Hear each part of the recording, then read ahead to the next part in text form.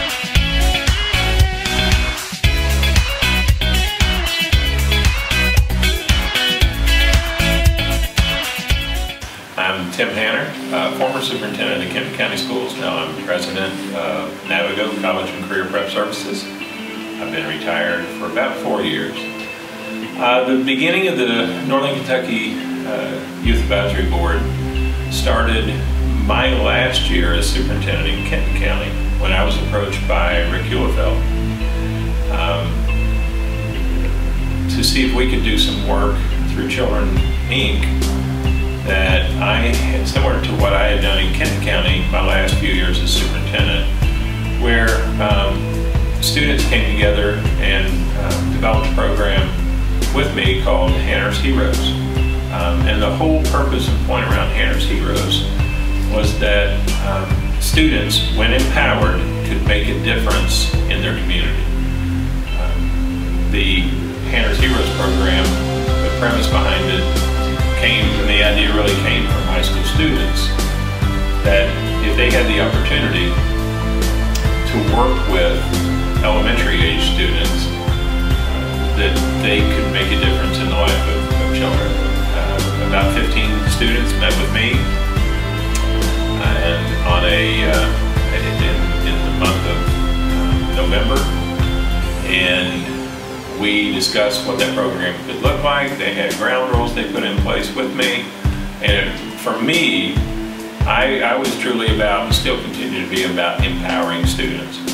Not just giving students a voice, which is important, or a say, which is important, but to truly empower them where they can make decisions, put ideas into action, and make a difference. This 15 students went back, representing 4 high schools, went back and recruited students in their schools, and at our next meeting in December we had 100 students. We went through training in January.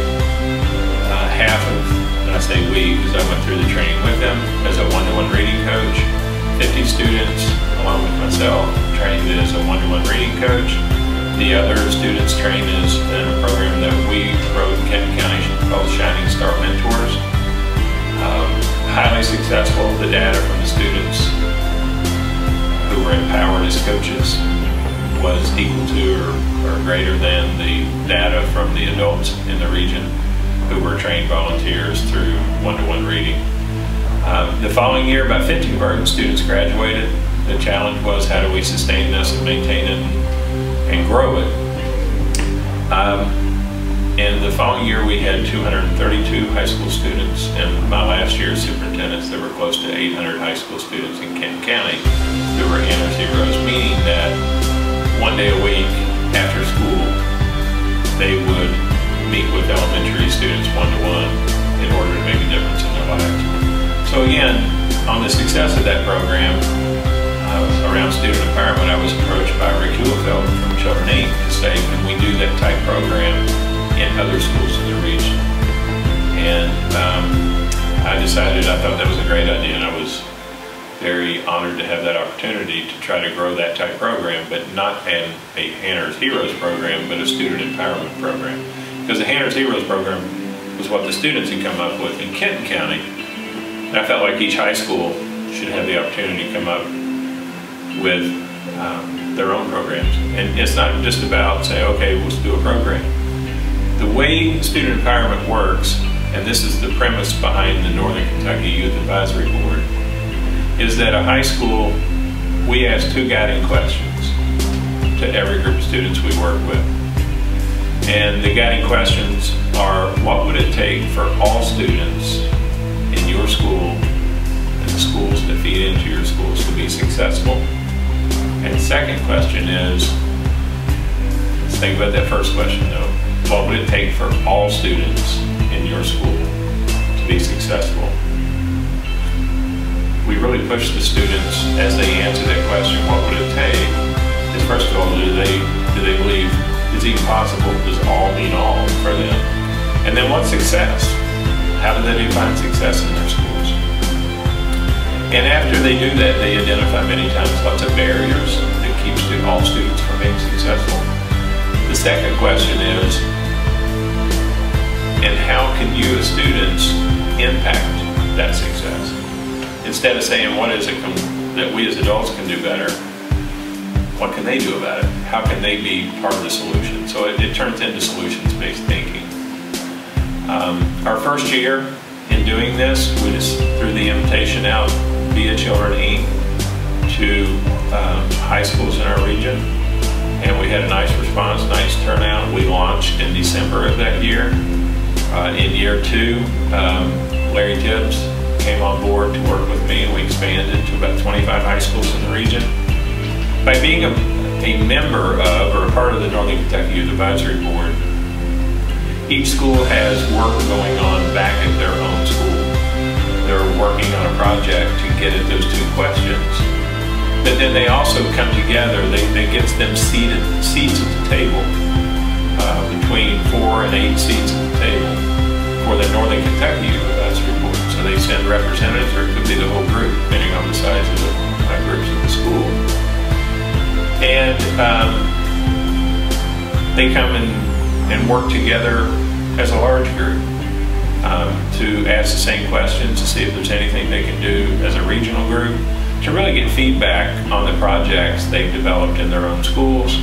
They're involved with Magnified Giving and many other programs that students might come up with. The real key to the Youth Advisory Board and the real key to the student empowerment programs that are going on in the schools is that this is driven by the students.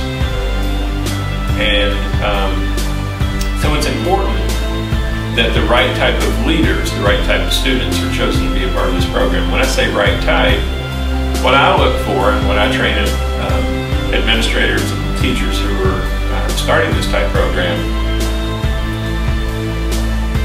is to look for students I call magnet students. And I would define that by who are the students in your school when they walk in the cafeteria the other students gravitate towards and want to be around. And that doesn't mean it's the most popular because this person's a star athlete or a good academic student. This is a person who's a leader.